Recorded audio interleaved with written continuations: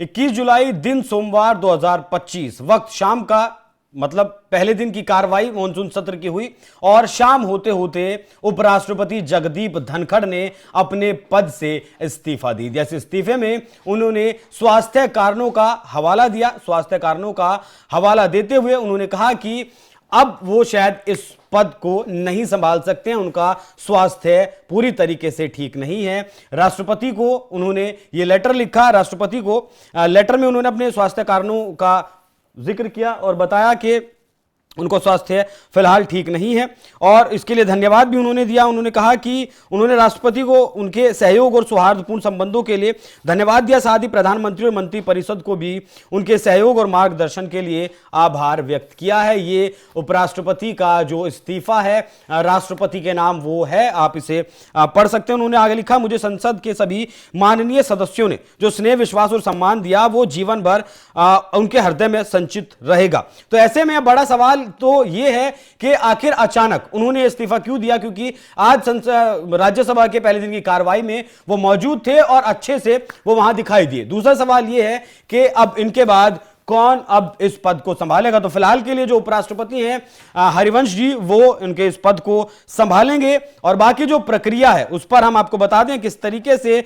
उपराष्ट्रपति को चुनने की प्रक्रिया होती है, किस तरीके से उपराष्ट्रपति का पद किसी भी सूरत में अगर खाली होता है तो उनका चुनाव किस तरीके से होता है। उपराष्ट्रपति के चुनाव में न सिर्फ लोकसभा के सदस्य बल्कि राज्यसभा के सांसद भी हिस्सा लेते हैं।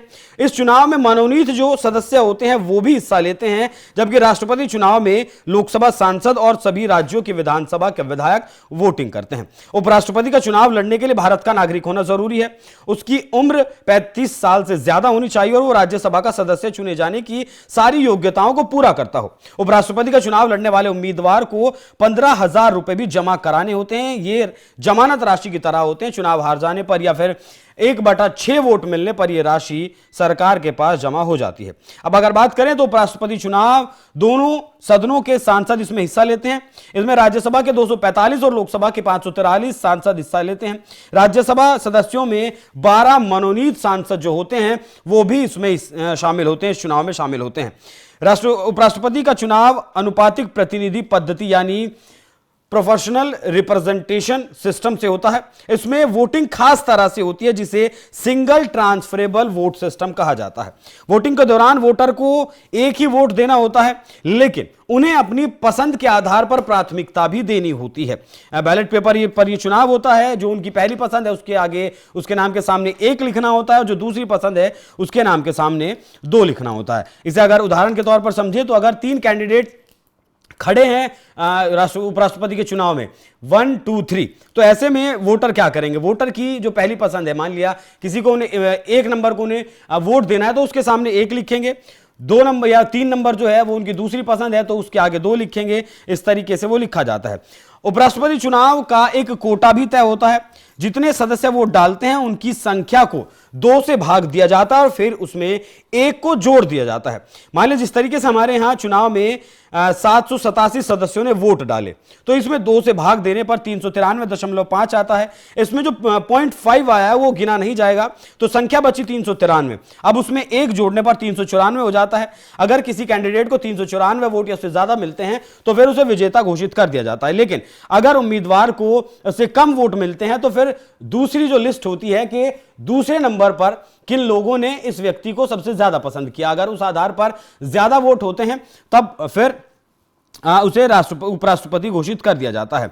ऐसे में जिसे सबसे कम वोट मिले होते हैं वो प्राथमिकता के आधार पर बाहर कर दिया जाता है। इन सारे वोटों के मिल जाने से अगर किसी उम्मीदवार के जरूरी कोटे या उससे ज्यादा वोट हो जाते हैं तो उसे विजेता घोषित कर दिया जाता है। लेकिन दूसरे राउंड में भी अगर कोई विजेता नहीं बन पाता है तो फिर वही प्रक्रिया दोहराई जाती है। यह प्रक्रिया तब तक होती है जब तक कोई उम्मीदवार जीत ना जाए। तो इस प्रक्रिया के तहत हर बार उपराष्ट्रपति पद के चुनाव होते हैं और इस बार भी अगला जो उपराष्ट्रपति का चुनाव होगा जगदीप धनखड़ के बाद वो भी इसी प्रक्रिया से होगा। हालांकि 11 अगस्त 2022 को 14वें उपराष्ट्रपति के रूप में जगदीप धनखड़ ने शपथ ली थी। इस पद पर वो आए थे। 2027 तक उनका कार्यकाल था, तो लगभग 2-2.25 साल पहले ही उन्होंने स्वास्थ्य का हवाला देते हुए अपने पद से इस्तीफा दे दिया है। माननीय राष्ट्रपति महोदया का भी उन्होंने इसमें आभार व्यक्त किया, प्रधानमंत्री का, मंत्रिपरिषद का भी उन्होंने इसमें आभार व्यक्त किया। बाकी अगर उनके जीवन पर एक नजर डालें, किस तरीके से वो अपने जीवन में रहे हैं, किस तरीके से उनका सियासी जो सफर है वो रहा है। उपराष्ट्रपति बनने से पहले 2019 से 2022 तक वो पश्चिम बंगाल के राज्यपाल रहे हैं। 1990 से 1991 तक चंद्रशेखर सरकार में संसदीय मामलों के केंद्रीय राज्य मंत्री रहे हैं। इससे पहले 1989 से 1991 तक लोकसभा के सदस्य रहे।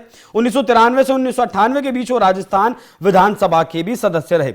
इनका जन्म 18 मई 1951 को राजस्थान के झुंझुनू जिले में हुआ था। उनकी स्कूली शिक्षा चित्तौड़गढ़ के सैनिक स्कूल में हुई।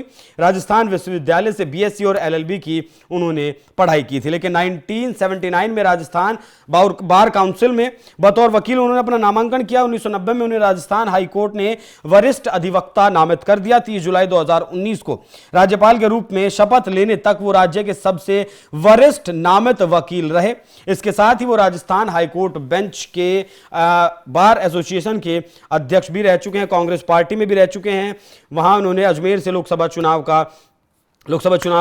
लड़ा था, लेकिन हार गए थे। इसके बाद विधानसभा पहुंचे, फिर 1998 में झुंझुनू लोकसभा सीट से चुनाव लड़ा और तीसरे नंबर पर रहे। जिसके बाद फिर 2003 में बीजेपी के साथ आए, बीजेपी में शामिल हुए और 2008 के विधानसभा चुनाव में बीजेपी ने उन्हें प्रचार समिति में भी जगह दी थी। तो लगभग अगर बात करें 5 दशक के आसपास उनका राजनीतिक या फिर कहीं वकालत का जो सफर है, काम करने का, वो 5 दशक के लगभग का सफर उनका रहा है।